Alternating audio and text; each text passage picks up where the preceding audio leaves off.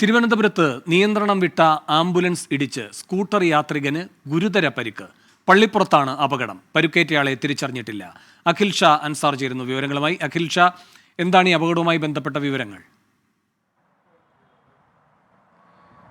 വേണു, ഇന്ന് രാവിലെ 11 മണിയോടുകൂടിയായിരുന്നു തിരുവനന്തപുരം പള്ളിപ്പുറം ദേശീയപാതയിൽ ഇത്തരത്തിലൊരു അപകടം നടക്കുന്നത്. അതായത് തിരുവനന്തപുരം മെഡിക്കൽ കോളേജ് ആശുപത്രിയിലേക്ക് രോഗിയുമായി പോയ ആംബുലൻസിന്റെ ടയർ പൊട്ടിത്തെറിക്കുകയും അതിന് പിന്നാലെ ഈ ആംബുലൻസ് നിയന്ത്രണം വിട്ട് ഈ സ്കൂട്ടറിൽ യാത്ര ചെയ്യുന്ന ഒരാളിലേക്ക് ഇടിച്ചു കയറുകയായിരുന്നു. അതിന് പിന്നാലെ ഈ ആംബുലൻസ് തട്ടിയ ആള് ഈ ദേശീയപാതയുടെ പണി നടക്കുന്ന സ്ഥലത്തുള്ള ഒരു ഓടയിലേക്ക് വീഴുകയായിരുന്നു. വലിയ ഗുരുതരമായ പരിക്ക് തന്നെ ഇയാൾക്ക് ഏറ്റിട്ടുണ്ട്. എന്തായാലും ഇയാളെ തിരുവനന്തപുരം മെഡിക്കൽ കോളേജ് ആശുപത്രിയിലേക്ക് മാറ്റിയിട്ടുണ്ട്.